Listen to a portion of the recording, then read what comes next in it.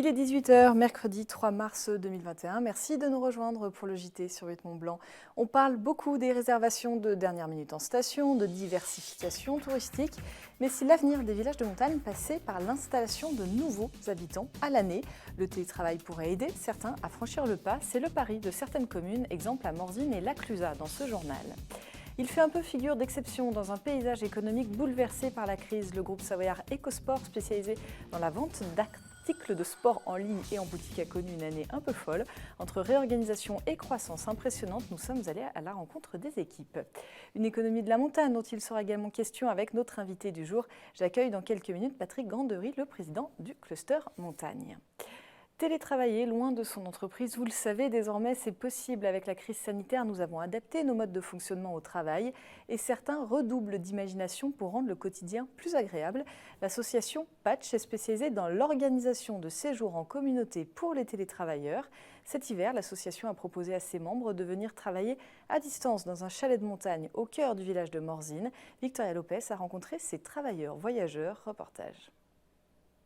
Ici, on vient d'abord travailler, mais dans un cadre particulier.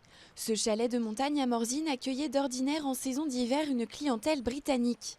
Cette année, faute de touristes internationaux, il a été loué pour plusieurs semaines à l'association Patch, spécialisée dans les séjours de télétravail en communauté. On s'assure qu'il y a un vrai équilibre entre vie professionnelle et vie privée. C'est aussi l'enjeu du concept qu'on a créé, c'est-à-dire que le soir, il y a toujours un duo de personnes qui va organiser le repas, faire à manger pour tout le groupe en entier. Et c'est ça pour chaque semaine avec la réalisation d'un planning en commun. Et le week-end et ou des moments de plage de repos ou de non-travail, on organise des activités, les footings. On a fait une grande activité le week-end dernier par exemple, où on a monté jusqu'au col de la Golaise, qui est pas loin d'ici, tous ensemble en ski, snow et raquettes. Donc il y a les deux, mais c'est centré autour du télétravail. Contre une cotisation annuelle de 15 € et une participation de 250 € pour une semaine, ces télétravailleurs changent donc de cadre et retrouvent un lien social bien souvent fragilisé par la crise sanitaire. Mon entreprise étant fermée actuellement, j'avais pas besoin d'être en présentiel et donc profiter du télétravail à la montagne, c'est quand même plus sympa avec des jeunes de son âge qui sont en télétravail aussi toute la journée et d'avoir quand même les moments des dîners, des activités à faire ensemble les autres moments de la semaine. On trouve toujours de quoi s'occuper. On a toujours les adhérents qui ont de nouvelles suggestions. L'organisation sur Slack fait que les personnes sont responsables à la fois des dîners, des courses, etc. et même des activités. Donc non, malgré le contexte, on passe un très bon moment en plus d'avoir d'excellentes conditions pour travailler. À l'automne dernier, un premier séjour en Dordogne avait convaincu une quinzaine de personnes.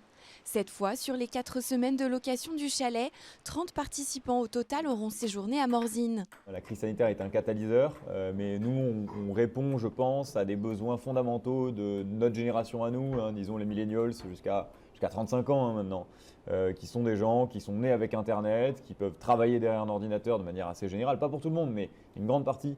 Et c'est à eux qu'on parle. C'est à eux qu'on parle. On résout des problèmes qui vont être liés au futur de cette génération dans sa vie professionnelle. D'autres séjours sont prévus tout au long de l'année. L'association a débuté une sensibilisation auprès des employeurs pour les inciter à inscrire leurs salariés à ce type de séjour et peut-être même les prendre en charge. Et ces nouveaux outils pourraient bien aider les villages de montagne à conquérir de nouveaux habitants, que ce soit à Morzine ou à La Clusaz, pour n'en citer que deux. Les communes ont vu leur population décroître ces dernières années. Moins 5% pour Morzine, moins 10% pour La Clusaz en 20 ans. Dans la station au Savoyard d'aujourd'hui, ils sont un peu moins de 1800 habitants à l'année. Pour faire face, la station des Aravis s'est associée à la plateforme Airbnb en proposant à la location des chalets pour 1 € par mois entre le 11 avril et le 11 mai. Une opération de communication qui vise à séduire, pourquoi pas, des futurs habitants et pourquoi pas des télétravailleurs qui sont en passe de devenir la nouvelle norme. On écoute le maire de La Clusaz, Didier Thévenet. Il répond aux questions de Sébastien Germain. Il y a Airbnb qui veut changer un petit peu son image et qui voudrait faire plutôt des séjours plus longs, chercher une station en France. Elle avait déjà fait cette opération l'année passée en Italie.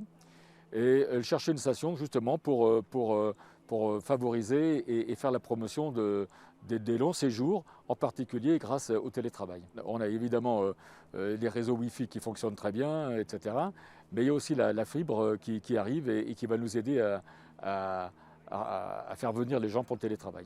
c'est une belle vitrine pour notre station. Et notre station est moderne, elle est empreinte de tradition, mais c'est aussi une station moderne. Le cadre est magnifique.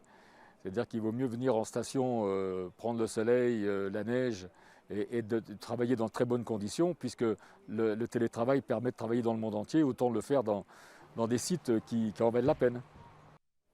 Un sujet dont nous parlerons aussi tout à l'heure dans Panorama avec le maire de Morzine. Il est l'invité de notre 3e épisode de Panorama consacré à notre écosystème fragilisé par la fermeture des remontées. À ses côtés, Vincent Rolland, coprésident de Savoie-Mont-Blanc Tourisme.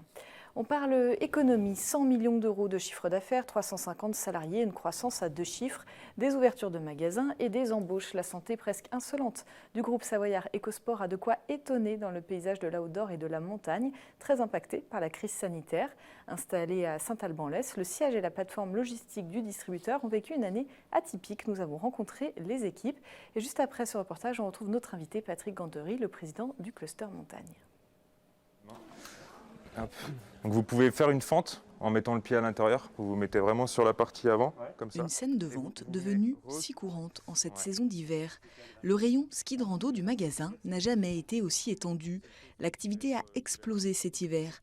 Autres gagnants, le ski de fond, les raquettes, le trekking. Normalement, le ski alpin prend une très très grosse partie du rayon, donc il est de l'autre côté là-bas. Le rayon randonnée, ski de randonnée, à la base est beaucoup plus petit que ça, et en fait on l'a agrandi on l'a fait x2 quoi. donc ouais, on l'a vraiment agrandi pour pouvoir d'une part être un petit peu plus espacé pour faire essayer les chaussures aux clients et puis faire face à la demande. Côté ski alpin, les promos sont nombreuses, les équipes dans les 6 magasins du groupe et de la logistique se sont adaptées.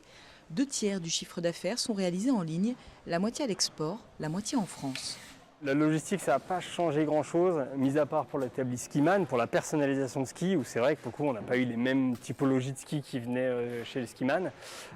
Donc là, ouais, il a fallu s'adapter par rapport au volume qu'on allait prendre, ou de la randonnée, le temps d'exécution est beaucoup plus long qu'un sur un ski de piste classique. Ce modèle multicanal a permis au groupe de passer confinement, fermeture de magasins, de remonter assez sereinement. Le seul bémol n'est pas lié au Covid, mais au Brexit. Le marché anglais est totalement bloqué. Mais les autres pays européens, comme l'Espagne, l'Italie, la Belgique, progressent. La baisse sur le ski alpin n'est pas si importante que ça. Elle est d'à peu près 30%. Elle a atteint les 60% de baisse quand on a vraiment compris que les stations n'allaient pas ouvrir. Mais on fait des ventes toute l'année de ski. Par contre, on a d'autres rayons sur lesquels on fait des x2, x3, x4. Et donc, on était un petit peu ski alpin dépendant, c'est-à-dire que c'était vraiment notre rayon le plus important. Et aujourd'hui, la proportion de ce rayon, on va dire, a diminué d'à peu près 40 à 45%, parce que ce rayon a baissé, d'autres ont augmenté. Donc aujourd'hui, on a un équilibre dans notre chiffre d'affaires qui est plus intéressant. Le projet majeur, c'est de continuer tout simplement notre stratégie, c'est-à-dire ouvrir des magasins dans les agglos sur lesquels il y a besoin de notre présence, continuer à gagner des parts de marché sur Internet et après commencer à aller chercher des nouveaux rayons. Des sports qu'on ne travaille pas, des sports d'eau, des sports de vent, etc. Notamment cet été, on va lancer un rayon vélo. Le distributeur déjà bien présent en Savoie, à Grenoble et Gap vient de s'installer à Lyon. Un 7e magasin ouvrira dans les prochaines semaines à Annemasse. Avec une croissance de 25% et l'embauche d'une quarantaine de personnes en 2021, le groupe savoyard avance confiant vers l'avenir. Patrick Gandery m'a rejoint sur ce plateau pour poursuivre nos échanges sur l'économie de la montagne. Merci d'être là. Bonsoir. Bonsoir. Alors, ce n'est pas tout à fait la même filière, mais quand on parle d'économie de la montagne, c'est un sujet que vous connaissez bien. Le reportage qu'on vient de voir vous étonne ? Alors non, ça ne m'étonne pas parce qu'on voit la tendance, effectivement, et on voit le monde qu'il y a en station actuellement et l'essor du ski de randonnée notamment, parce que je pense que c'est beaucoup sur la raquette et la randonnée que se fait leur croissance là, impressionnante. Ce n'est pas surprenant parce que l'appétence pour la montagne est là. Aujourd'hui, on n'a pas de remontée mécanique, donc nous, notre économie, puisque nous représentons les fournisseurs des stations de ski, notre économie est en panne, mais globalement, l'attractivité de la montagne est là et ça promet des beaux jours pour la suite, mais n'empêche que nous, on n'est pas dans cette situation.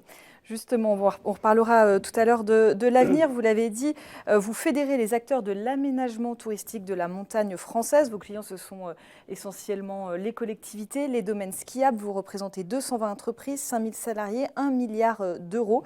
Avec la fermeture des remontées, est-ce que votre filière est à l'arrêt aujourd'hui ? Alors, la filière est quasiment à l'arrêt. On a fait à peu près moins 25 à moins 30% de chiffre d'affaires en 2020. Aujourd'hui, si vous voulez, la temporalité de la prise de commande, c'est les commandes à peu près au printemps, préparation sur l'été, l'automne, installation et l'hiver arrive. D'accord ? Après, il y a des commandes qui se font sur 2 années avec des bureaux d'études, des études, etc., des travaux en amont. Globalement, on est quasiment à l'arrêt parce qu'on n'a pas de visibilité. On n'a pas de commande. Et vos clients non plus. Les stations n'ont pas encore reçu les aides promises par l'État. Les collectivités non plus. Donc les promesses sont faites, les choses sont à peu près cadrées, mais l'argent n'est pas là. Aujourd'hui, on a des factures de l'an dernier qui sont bloquées, par exemple. Et surtout, on ne sait pas si on va avoir les commandes comme prévu au printemps, à l'été, et sachant qu'on a déjà un carnet de commandes prévisionnel par rapport à l'année de référence 2019, qui est réduit de plus de la moitié. Mais on ne sait même pas si on va avoir ces commandes. Donc oui, pour l'instant, on est à l'arrêt. Vous, par exemple, à titre d'exemple, vous êtes le président de l'Umiplan, l'inventeur du plan de piste panoramique. Vous êtes spécialisé dans la communication, les applications mobiles, l'information skieur. Très concrètement, aujourd'hui, vos salariés, ils travaillent ? Alors c'est l'Umiplan Montagne, et aujourd'hui, j'ai un taux de chômage partiel de 62%. Et c'est assez représentatif de la filière ? Je pense. Il y a pire. Il y a cet effet à court terme, déjà cet arrêt que vous avez évoqué. Il y a aussi une vraie crainte pour l'ensemble de la filière à moyen, long terme. Quand on parle de filière d'excellence, on est beaucoup sur la durée. Alors si vous voulez, nous, on est traditionnellement, avec le cluster montagne, on est un peu l'ambassadeur du savoir-faire français en matière d'aménagement et d'exploitation. Et aujourd'hui, la crainte que l'on a, c'est de perdre en fait toute cette dynamique et ce côté référent, de perdre beaucoup de temps sur l'innovation, parce que nous sommes un secteur très innovant. On embauche régulièrement, on innove. La montagne touristique demande des choses innovantes. Il y a évidemment la transition qui est déjà là en tâche de fond depuis des années, et où il faut des moyens, il faut pouvoir investir, il faut pouvoir se réinventer. Et si vous voulez, aujourd'hui, on est clairement en panne, parce que, alors la crise Covid, c'est une chose, mais si on enlève la fermeture des remontées mécaniques, la crise Covid, on l'aurait passée très facilement. Aujourd'hui, avec cette double peine et avec la fermeture des remontées, on a un modèle qui est complètement en panne. À titre d'exemple, nos prochaines commandes, si on n'a pas vraiment de commandes là au printemps ou à l'été qui arrive, nos prochaines commandes, c'est printemps 2022. Donc comment voulez-vous qu'on fasse tenir une entreprise sur 18 mois dans ces conditions? C'est très très compliqué. En étant en seconde ligne, je ne sais pas si le terme vous convient, mais vous avez le droit à des aides tout de même. Alors, on avait le droit aux aides, je dirais, classiques jusqu'au début février. À force de rencontrer les politiques, d'être soutenus fortement, il faut le dire, par nos élus régionaux, par nos élus locaux. On a pu faire un peu de pression auprès de Jean Castex, auprès de Bruno Le Maire. Aujourd'hui, on est en discussion avec les services de Alain Griset, que l'on voit d'ailleurs en Savoie et Haute-Savoie entre demain et vendredi. Le ministre au PME. Voilà, tout à fait. Ministre délégué au PME. Et on va lui exposer à nouveau la situation pour bien faire comprendre cette situation. Effectivement, donc on a droit à des aides. On est ce qu'on appelle la liste S1 bis. Je vais vous faire grâce des détails.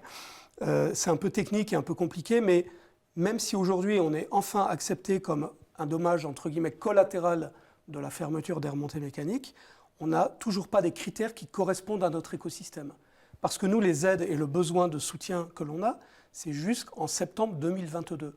Or, les dispositifs aujourd'hui sont soit au mois le mois, soit calés sur la période de fermeture administrative. Et bien évidemment, septembre 2022, c'est très loin, mais c'est notre temporalité à nous. Donc un vrai décalage. Donc oui, il sera en Savoie demain et en Haute-Savoie certainement vendredi. Donc vous allez sûrement le rencontrer. Vous évoquiez la transition. On parle beaucoup de se réinventer en montagne forcément depuis quelques mois. Est-ce que ça va être le cas aussi des fournisseurs? Oui, alors c'est déjà le cas. C'est déjà le cas. Je vous amenais le deuxième cahier des tendances montagne. Donc on édite ça. là. Alors c'est sorti il y a 3 mois. Là, on fait ça avec nos amis du Crédit Agricole des Savoies. C'est une édition qui est faite à la maison et on travaille, on rencontre des leaders d'opinion. Il y a des avis de chercheurs, de spécialistes de la montagne ou d'ailleurs que la montagne. L'idée, on a fait un groupe de prospective depuis 2 ans. On a édité ce document pour la 2e année consécutive. Ça va continuer. Ce travail de prospective, il est essentiel pour nous. Vous parliez d'innovation tout à l'heure. Alors on parle d'innovation, on parle de transition, bien sûr qu'on est sensible à ça. Il faut pas. Le problème aujourd'hui, c'est qu'on a tendance à opposer la montagne touristique, le ski, et puis les nouvelles activités, le ski de randonnée, la raquette, etc. Non, la montagne, elle est plurielle. Et surtout, aujourd'hui, ce qui est important de bien comprendre, c'est que le ski est encore le moteur économique de la montagne en hiver. Et un organisme... Est-ce qu'il doit le rester ? J'en sais rien, mais en tout cas, je pense qu'il l'est pour un certain nombre d'années. Et après, chaque territoire va développer un marketing qui lui est propre. C'est ça la transition. C'est pas balancer un modèle et puis en mettre un autre, etc. Et c'est ça sur le quoi vous travaillez en ce moment. Voilà, c'est accepter la pluralité, c'est avoir une forme de bienveillance et de vision globale. Et la montagne, il faut la voir globalement. Parce que le ski, ça fait vivre des centaines de milliers de personnes. C'est également capable de fonctionner tout à fait bien avec le pastoralisme, avec l'artisanat, avec les traditions. Et il ne faut pas opposer le ski et la nature. On est tous, nous, des amoureux de la nature, on y passe nos week-ends. On est simplement, la montagne, elle est aménagée encore maintenant sur la base du plan neige des années 70-80.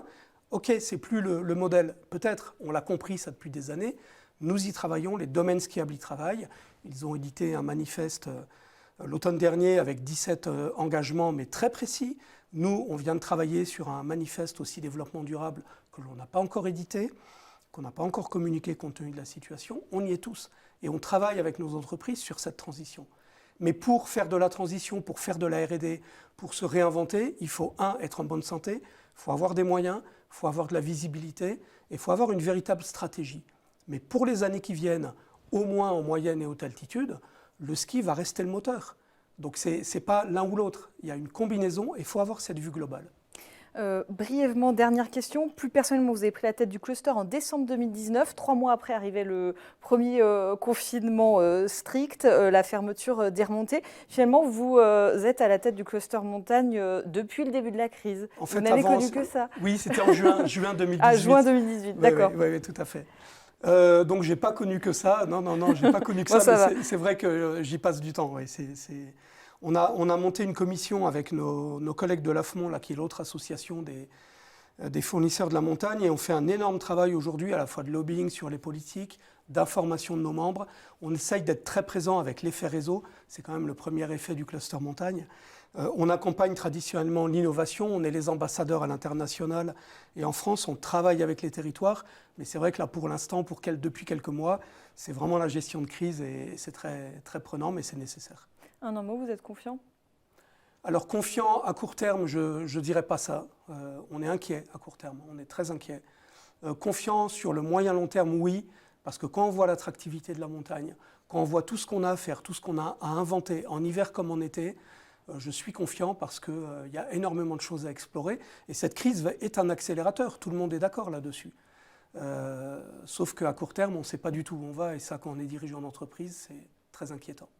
Merci beaucoup d'être venu sur notre plateau. Merci. Avec une population en constante évolution, le territoire de Grand Lac se doit de prendre les devants, notamment en matière de distribution d'eau potable. La collectivité porte un immense projet d'aqueduc souterrain, 2 nouveaux réservoirs d'une capacité de 2000 m3 chacun, ainsi que 7 km de conduites vont ainsi être construits afin de transporter l'eau puisée directement dans le lac du Bourget.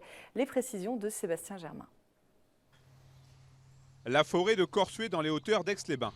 116 hectares de sentiers et de forêts particulièrement prisés par les familles et les sportifs, une fois que les beaux jours arrivent. C'est aussi dans cet environnement qu'est implanté le réservoir d'eau de Corsuet-Bas. Et pour faire face à l'expansion démographique sur son territoire, Grand Lac a décidé de faire les choses en grand, avec un projet d'aqueduc souterrain qui reliera donc le réservoir du Bas à un nouveau réservoir de 2000 m3 situé plus haut sur la colline. Ici, nous construirons 2 cuves de stockage, qui seront juste là, derrière moi, sur l'emplacement qui a été défriché. Ce qui fait qu'ils se retrouveront en contrebas de la route qui monte dans la forêt de Corsuet. Et ils seront habillés par un bardage bois pour qu'ils soient le plus intégrés possible, en jouant notamment sur la pente, pour qu'ils soient le plus intégrés possible dans le paysage. Ce chantier d'envergure qui répond au nom de Bar Ouest se singularise par plusieurs facteurs. Sa longévité de 5 ans, sa complexité due au terrain et ses différents objectifs. Grand Lac est une agglomération très dynamique, mais les épisodes de sécheresse se multiplient. Une meilleure répartition de la distribution de l'eau potable est donc vite devenue indispensable. Vous avez des communes, celles on va dire du piémont du Revard, sur les pentes du Revard, qui ont une ressource en eau plus faible à certains moments de l'année, qui doivent puiser dans leurs sources et qui donc portent atteinte, malgré elles, à l'équilibre de cette eau. Il y a d'autres communes en revanche, comme ici Aix-les-Bains avec le lac du Bourget, évidemment avec de grandes quantités d'eau. Donc l'idée, c'est de pouvoir à la fois protéger, mais partager, en quelque sorte par solidarité, l'eau potable. C'est vraiment mettre l'eau en mouvement, entre un endroit où cette eau est en abondance vers un autre point où elle l'est moins. Très concrètement, l'eau puisée dans le lac du Bourget et dans la nappe phréatique passera par la station de traitement de Mémard avant de remonter vers les réservoirs de Corsuet. Cette eau sera ensuite réacheminée vers le réservoir de Silien situé en aval à Drumettaz-Clarafond. Et nous avons aussi une nécessité de garder l'eau qui provient de nos sources pour la faune et la flore, et puis la pisciculture surtout. Donc nous devons aujourd'hui laisser l'eau dans nos rivières plutôt que éventuellement la laisser, on va dire, à notre population. Pour ce faire, 7 km de conduites vont donc être construits afin d'acheminer l'eau qui permettra d'alimenter environ 70 000 personnes en 2030. L'agence de l'eau, de son côté, a choisi de subventionner ces importants travaux d'un coût total de 12 millions d'euros. Une nouvelle alerte à la pollution. Ce mercredi, un nuage de sable saharien survole à nouveau la Haute-Savoie. Un épisode de pollution atmosphérique de type mixte est donc en cours sur une partie du département. La vigilance jaune est activée sur le bassin lémanique. C'est la fin de ce journal. Merci beaucoup de votre fidélité à l'info sur Huit Mont-Blanc. Merci à toute l'équipe. Tout de suite, c'est la météo de Thierry Paulme. Juste après, on se donne rendez-vous pour Panorama. Passez une très belle soirée. À demain.